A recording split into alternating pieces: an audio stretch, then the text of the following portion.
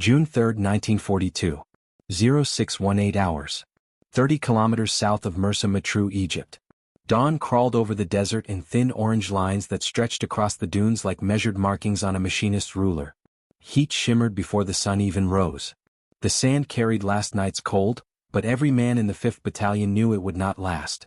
North Africa punished soldiers in steady steps. Eat first, glare second, thirst third.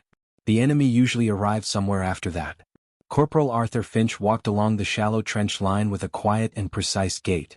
He was 28, lean, pale from a childhood spent in workshops instead of fields, and steady in a way that made younger soldiers both respect and misunderstand him.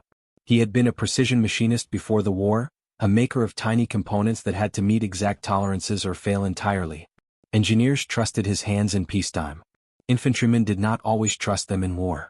The battalion had spent the last week attempting to advance toward a ridge that held a German forward relay station. From there, the Germans transmitted unit movements, artillery corrections, and aerial spotting reports through a tall steel radio tower with 3 main guy wires anchored deep into the ground. Every attempt by the British to move across the open desert ended the same way. The tower signaled their positions within seconds. German artillery hit them next. Mortars followed. Machine guns finished the survivors.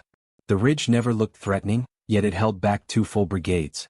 Finch stopped near a boy's anti-tank rifle that lay propped against a sandbag wall. Private Milton Hawks cleaned the barrel with long bored strokes.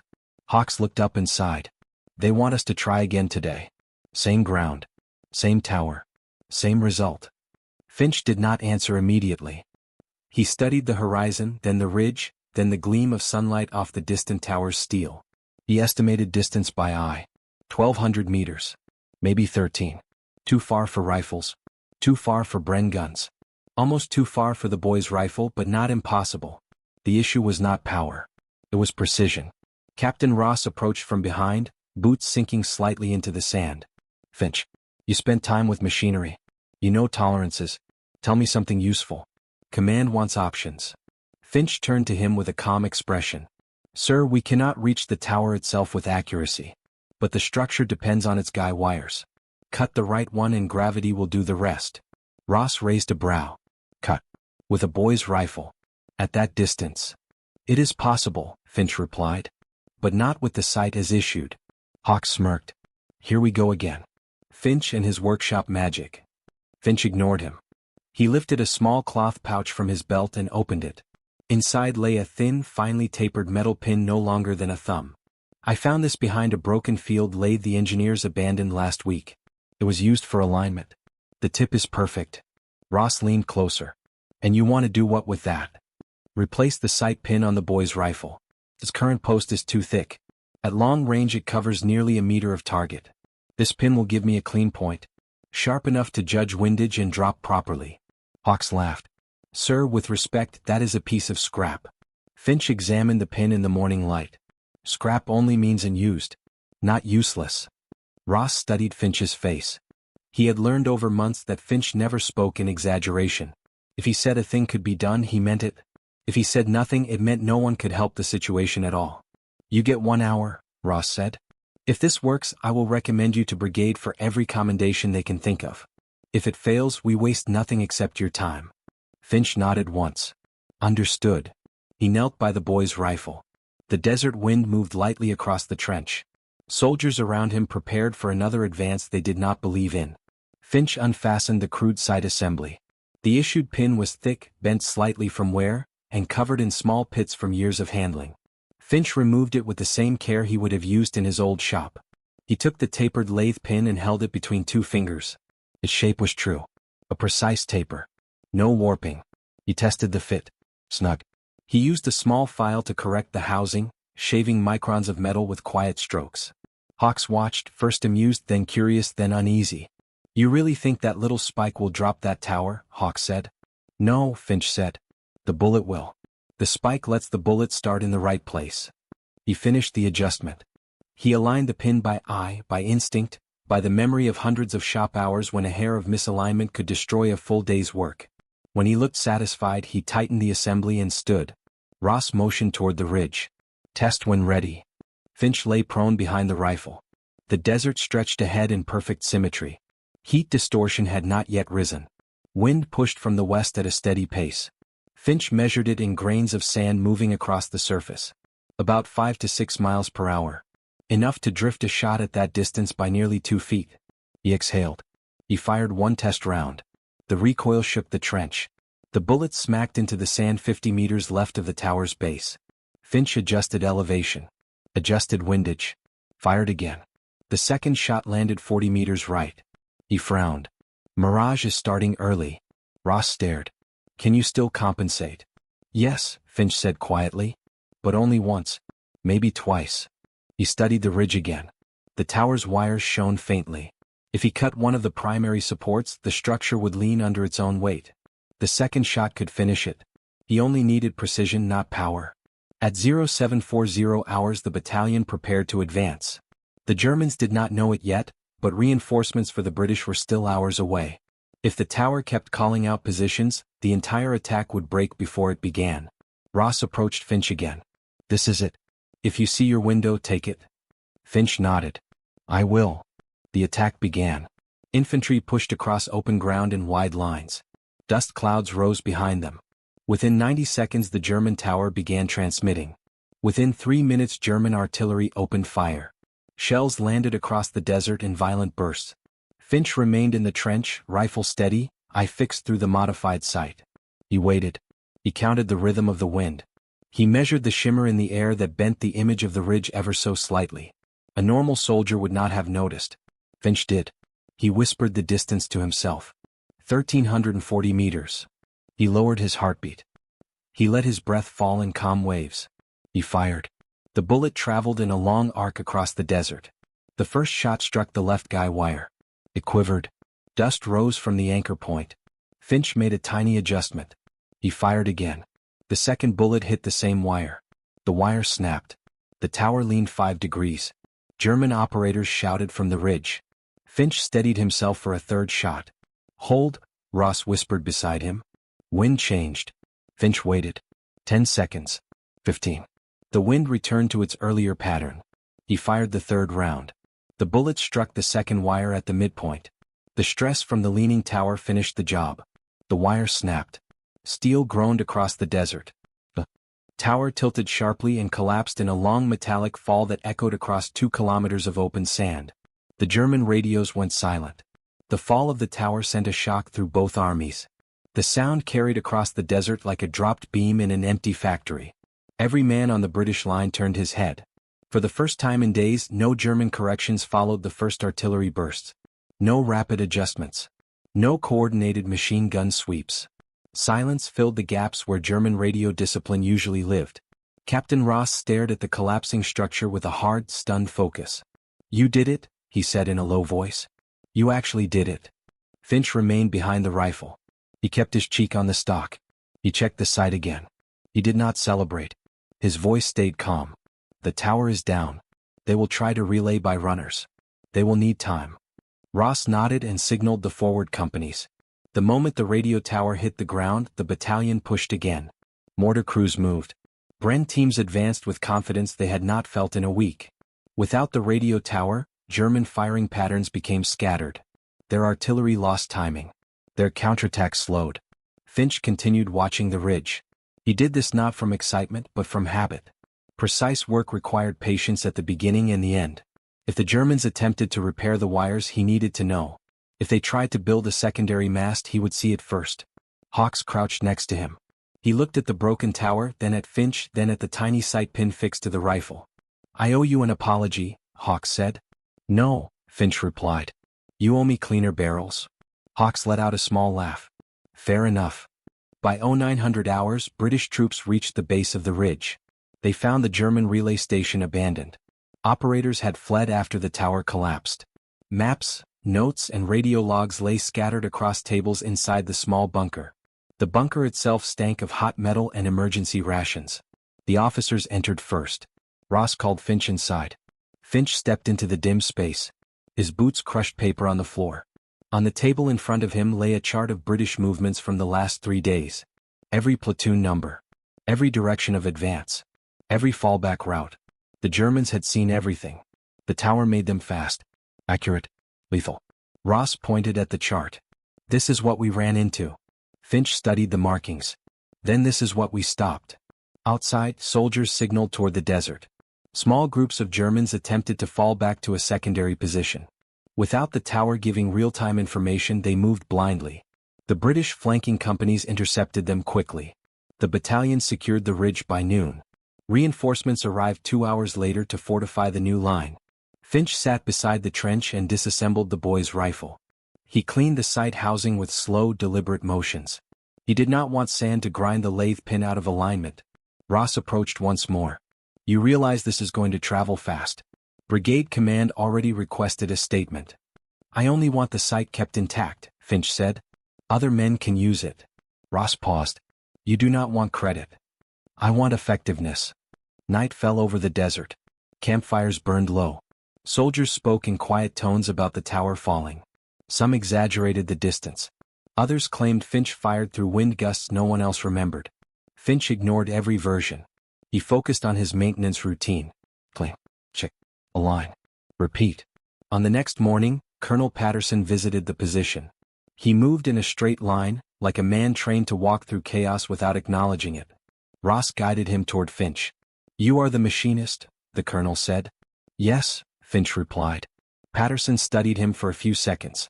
Reports say you cut structural wires at long range. This is correct. Yes. How? Finch pointed to the rifle. The weapon has range. It lacks precision. The sight pin was replaced. The new one creates an accurate point. Patterson held out his hand. Finch placed the rifle into it. The colonel inspected the sight with a practiced eye. This is not standard. This is too fine for field wear. It is fine enough for one job, Finch said. Patterson returned the rifle. Brigade wants a demonstration at first light tomorrow. We will set markers at known distances. You will fire 5 test shots. Finch nodded once. Understood. Hawks overheard the conversation and shook his head. They want to turn you into a traveling show. Finch closed the sight cover. They want to understand the method. That is enough. The next morning, 5 steel plates were placed along the desert at different ranges. The farthest stood at 1,200 meters. Officers and gunners lined behind Finch. He fired once at each target. 4 plates rang. One shot missed by less than a meter due to sudden wind drift. Officers murmured among themselves. Patterson took notes. After the demonstration, mechanics requested to see the pin. Finch removed it and set it on a cloth. One mechanic examined the taper. Another checked the alignment slot. They talked quietly. This is not regulation. No. But the geometry is good. We could adapt this to Bren's sights. We could test it. Finch listened without interrupting. He had no interest in lectures or praise. He cared only for the function. 2 days later the battalion moved again. The ridge remained secure. German units shifted further west. They no longer trusted a single radio mast in exposed terrain. Their operators stayed deeper in protected positions.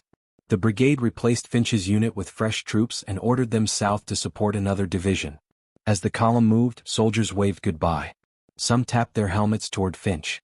Others lifted canteens in quiet respect. Hawks walked beside him. They are treating you like a lucky charm. I am not one, Finch said. Maybe not. But you gave them something they needed. Proof that the Germans are not perfect. They bleed like anyone when you strike the right point. Finch did not respond. He thought about the tower. He thought about the tension in the wires before they broke. He thought about the slight shift in wind just before the third shot. Precision lived in details most men ignored. That evening they reached their new position. A supply truck waited with crates of ammunition, food, and tools. Finch noticed one crate marked engineering salvage. He opened it. Inside lay components from damaged equipment. Bearings, pins, springs, tiny metal parts. He smiled slightly. He took a small selection of pins and placed them in his pouch. Ross walked up. You planning another improvement? I am planning options, Finch said. The next battle came 2 days later. This time the challenge was different. The Germans placed a smaller relay antenna behind a sand berm. It did not stand tall like the last tower. It was compact. Hard to spot. Harder to hit. But its position was known.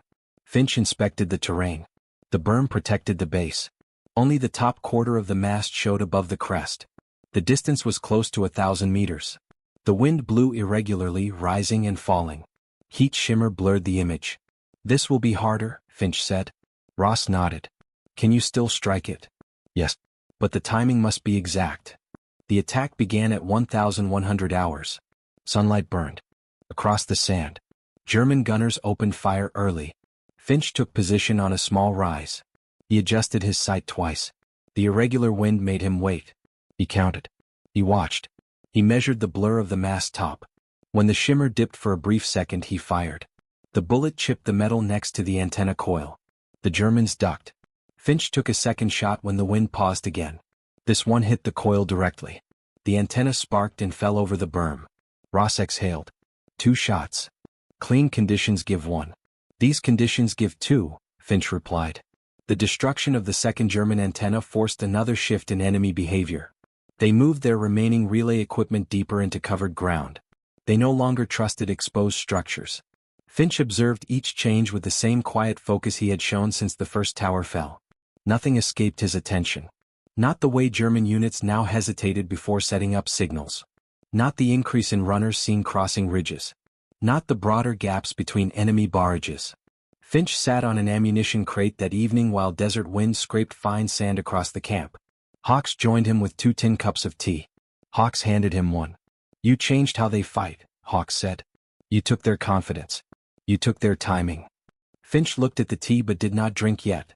I changed nothing. They adapted. Now we adapt. Hawks leaned back. You always talk like that. Straight. Cold. Mechanical. Precision is not cold, Finch said. It is disciplined. Before Hawks could answer, Ross called for Finch. A messenger from brigade stood beside him with a document folder under his arm. Corporal Finch, the messenger said. Brigade command requests your presence at the forward planning tent. Finch stood. Is this regarding the rifle modifications? Yes. They want a full technical record. Finch followed him through the dim camp. Lanterns hung from poles. Officers worked maps in quiet urgency. The desert cooled in slow layers. Each breath carried dust. Inside the planning tent, Colonel Patterson, 2 engineers, and a signals officer waited. They motioned Finch to the table. Patterson spoke first. Corporal. The Germans pulled 2 miles west after losing their relay lines. Our intercepts show they are trying to restore long-range reporting. We need to deny them this ability again. The signals officer pointed at a map. We located another tower near Kazaram. It stands behind a ridge. Height approximately 50 meters. Supported by 4 guy wires. Heavier than the one you dropped. Finch studied the map. Distance. 1,400 meters from any safe firing point. Finch nodded. Possible. With the right line of sight. The engineer asked, we want to replicate your sight pin. Can you explain the geometry? Finch opened his pouch, removed the original tapered pin and set it on the table. The taper narrows the aim point. The sight picture sharpens. The shooter sees exact alignment instead of an estimate. The engineers inspected it with small flashlights. One whispered, simple. Effective. Patterson looked up. You will receive a support squad. You will approach the ridge under cover. You will engage the wires again. Same task. Different scale. Finch secured the sight pin in his pouch. I will need a higher position. We have one, Patterson said. A collapsed ruin north of the ridge. 30 feet tall. It will give you the angle. Finch left the tent with Hawks waiting outside. Hawks walked beside him. You are becoming a specialist, Hawks said. Finch answered softly. No. The rifle is the tool. The sight is the improvement. I am only the operator. 2 days later they moved toward Kazaram. The landscape changed from open dunes to broken stone and scattered ruins. The desert here carried the ghosts of older civilizations. Walls half buried in sand. Pillars carved by time. Finch saw patterns in the stone the same way he saw patterns in machinery. Age changed shape. Heat changed texture. Everything followed rules. At dawn, the column reached the collapsed ruin identified by brigade. The structure leaned sideways but still stood tall enough for a vantage point. Ross examined it with binoculars. This will work, Ross said. If it does not collapse.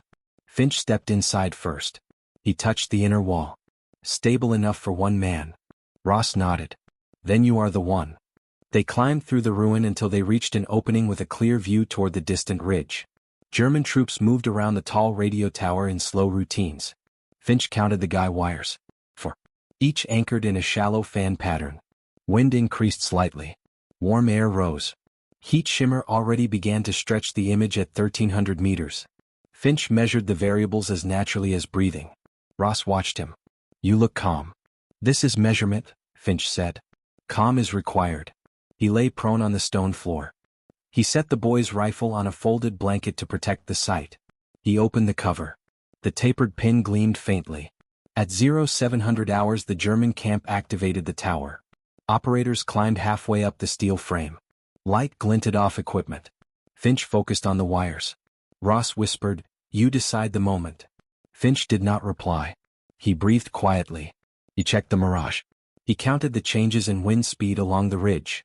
He watched a thin black flag tied to one of the guy wire anchors. The flag revealed drift in small movements.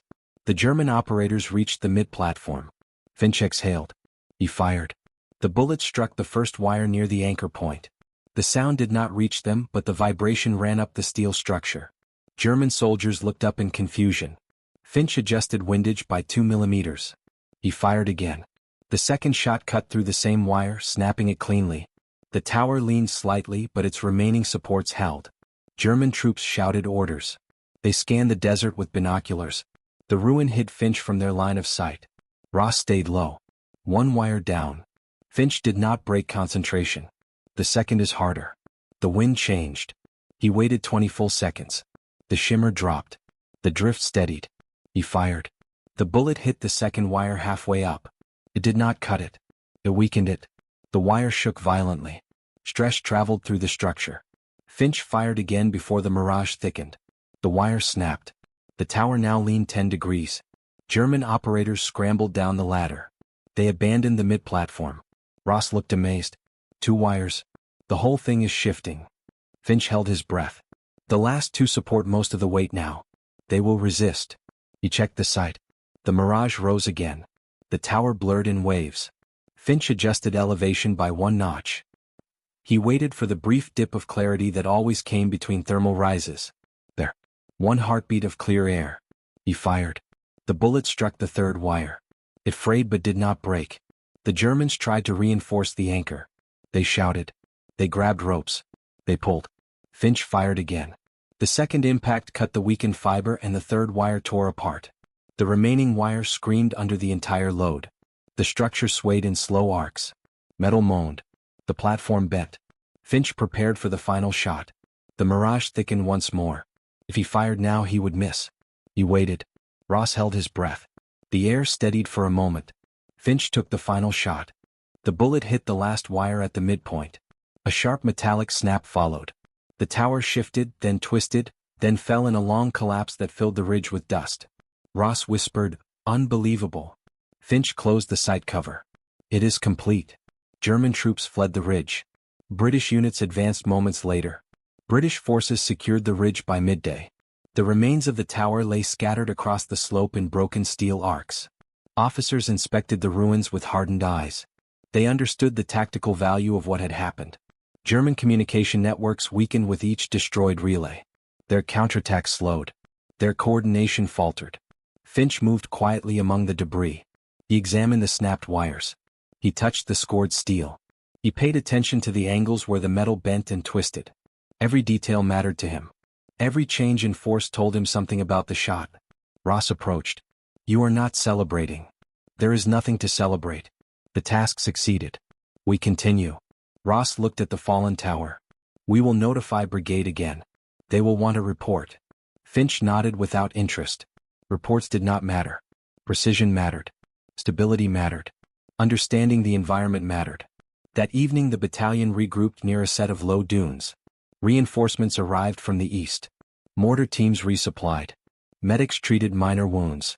The camp settled into predictable rhythms while the sun dipped behind the ridges. Patterson arrived by jeep. He stepped out and walked directly to Finch. "You have changed the character of our engagements," Patterson said. "The Germans have adjusted their entire communication strategy because of your work." Finch responded with quiet clarity. "They will adapt further. They will protect their structures more. They will hide their signals. We must stay ahead of them." Patterson studied him. "Command wants to expand this technique. They want to formalize it. Train others. Standardize the site modification." Finch considered the idea. "They can replicate the pin.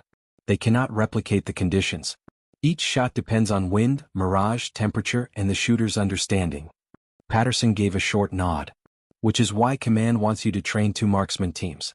You will show them how to adjust, how to compensate, how to read the mirage. Finch did not object. I can teach the principles. Then you will begin tomorrow, Patterson said. 2 teams from the 7th Battalion. They will report at dawn.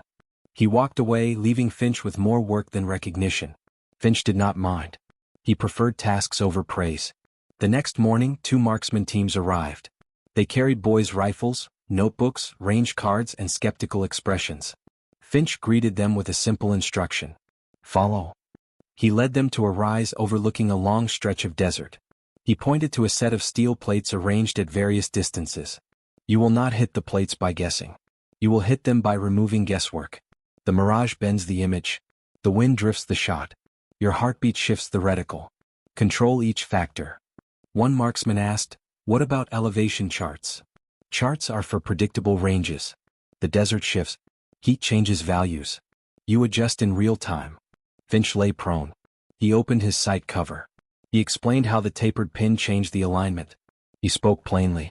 No dramatic language. No abstractions. The pin improves clarity. It narrows your aim. It forces your eye to focus on the exact point. If the point is wrong, you adjust. If the point is right, the shot lands. The marksmen listened with growing attention. They recognized skill when it spoke without boasting. Finch demonstrated 3 shots. One at 600 meters. One at 900.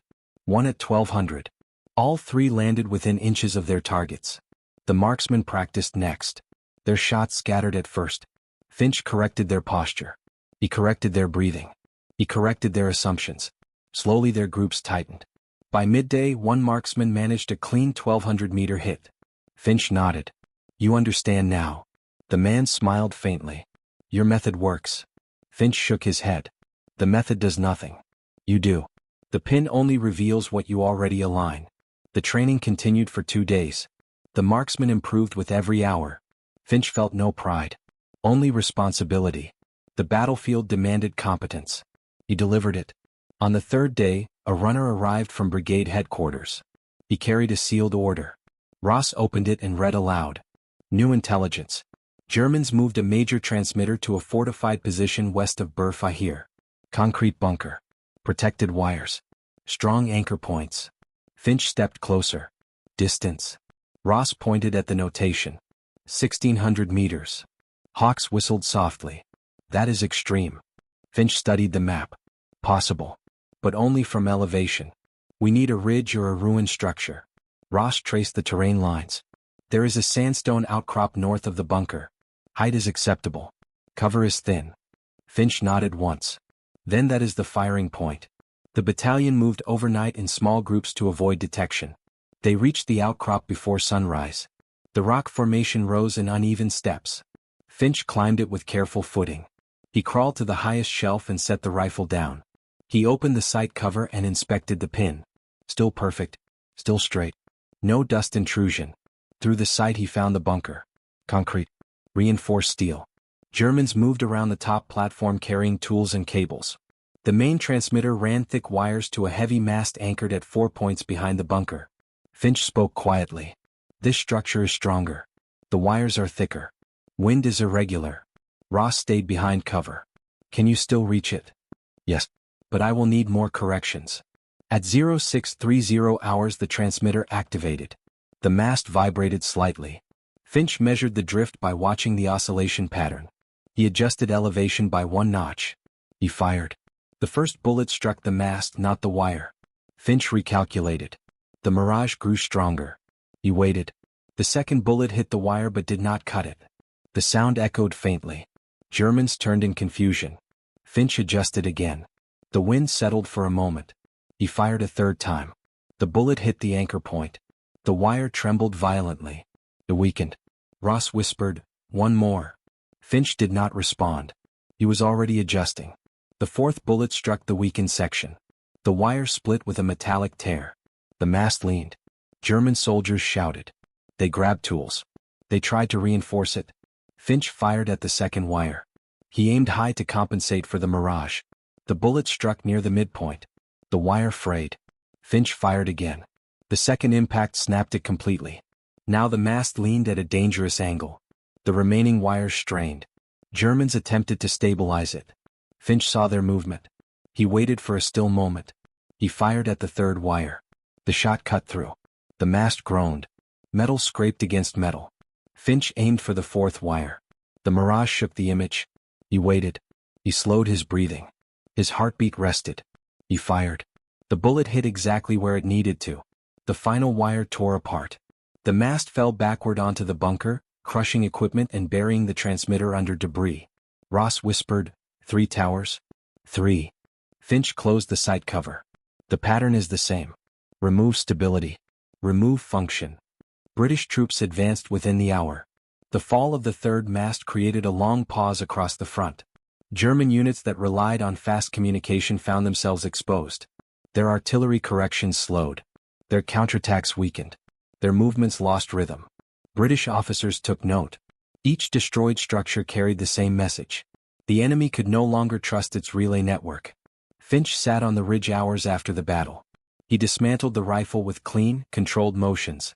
Hawks approached and sat beside him. You should hear what the men say, Hawks said. They think you see wind like other men see footprints. Finch kept cleaning. No. I see patterns.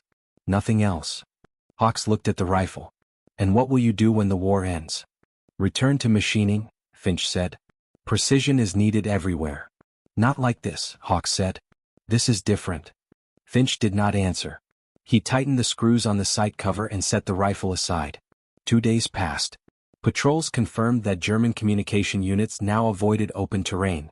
They hid antennas inside fortified bunkers. They moved relay equipment into caves. They carried small sets by mule. Their methods became slower, less effective. Brigade command requested a full briefing. Finch, Ross, and the 2 engineers traveled to headquarters. Inside a long tent lined with maps, officers waited. Patterson opened the meeting. Corporal Finch, your work has forced the enemy to rethink its structure. You have altered their behavior. That is not common. Finch remained calm. The enemy adapts. It is expected. Patterson pointed to a diagram. We want to understand your process. We want to formalize what you know. Other units must be able to repeat this. Finch stepped forward. He explained how light bends in heat. How wind creates drift. How the tapered pin changes the focal point. How range estimation shifts with desert mirage. He kept his explanation simple. He did not inflate his role. He did not exaggerate the technique. The engineers recorded every detail. Patterson listened with visible interest. You speak like a craftsman, he said. Because that is what I am, Finch replied. The rifle is a tool. The sight is a measurement. The shot is the result. After the meeting, Patterson stopped him outside the tent. There is talk of recommending you for decoration. Finch looked at the ground. I prefer additional equipment instead. What equipment? Patterson asked. Spare pins. Clean housings. Tools for adjustment. Patterson smiled faintly. Not every soldier turns down medals. I'm not turning anything down. I am choosing what helps the work. The following week, Finch trained more marksmen. Some learned quickly. Others struggled. Finch corrected them all with the same patience. He taught them to wait for the brief moment each morning when the mirage softened. He taught them to read sand drift. He taught them to trust alignment, not instinct. During one training session, a young corporal asked him, "Why do you stay so calm under pressure?" Finch answered without hesitation. Because precision fails when a mind shakes. Control the mind. Control the shot. The young corporal wrote the sentence in his notebook. Word spread through the division that Finch had developed a new long-range method. Officers visited. Engineers studied. Some soldiers tried to replicate the sight pin on their own. Finch corrected the poor versions and improved the better ones. A few days later, news arrived that German forces prepared a large counteroffensive near the coast. Intelligence suggested they planned to restore long-range communication by using a mobile transmitter mounted on a reinforced truck. The vehicle carried a short mast and a generator. It moved quickly. It stopped to transmit. It moved again. Ross briefed the unit. This target will not stay still. It will appear only in short windows. It will move after each transmission. We need to prevent the first signal. Finch listened. Distance. Ross pointed at the map. Likely 1,400 meters from any safe ridge. Hawks shook his head. A moving target. Finch answered quietly. Then I will fire when it stops. They moved before dawn to a rocky outcrop overlooking the expected route. Finch lay on a blanket atop the stone. He scanned the sand road. At 0940 hours he saw dust. A truck approached, slow and cautious. The vehicle stopped near a shallow depression. German operators raised a short mast. They worked fast. They needed only one strong signal to coordinate their attack. Finch watched the mast sway. He judged the wind. He judged the distance. The truck's engine rattled softly. The operators connected cables. Ross whispered, "They will transmit soon." Finch steadied the rifle.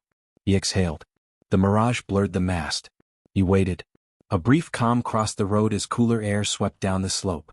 He fired. The bullet struck the generator housing, sending sparks into the sand. German operators shouted in confusion. Finch fired again before they reacted. The second bullet hit the mast near its base. The mast wobbled. One operator grabbed it. Finch fired a third time. The shot hit the attachment point. The mast broke. It fell sideways and dragged cables with it. The generator died. Smoke rose. German troops jumped back into the truck. The driver tried to move but the wires tangled in the wheels. The truck stalled. Ross gave the order. British mortars fired. A shell landed near the truck and trapped the crew under debris. Hawks looked at Finch with a mix of awe and disbelief. That was a moving target. At long range. It stopped long enough, Finch said. Word spread quickly. Finch's method became part of the division's known capabilities. Other battalions began modifying their sights. Some used pins from broken lathes. Others shaped their own from scrap metal. Finch kept improving the design. He tested different tapers, different lengths, different angles. He treated each variation as a new experiment. One evening Ross approached him again. "Brigade will publish your modification in their technical notes. Other fronts may use it." Finch nodded. "Good. The method should not stay here." "What about you?" Ross asked. Finch looked at the quiet desert. "I am temporary. The method is permanent." Weeks passed. The campaign pushed west. Finch continued training marksmen. He continued refining his tools. He continued firing at distant structures when needed. His method saved lives. It helped break enemy communication lines. It reduced casualties in key operations. When the battalion finally rotated out for rest, many soldiers approached Finch. Some shook his hand. Some thanked him.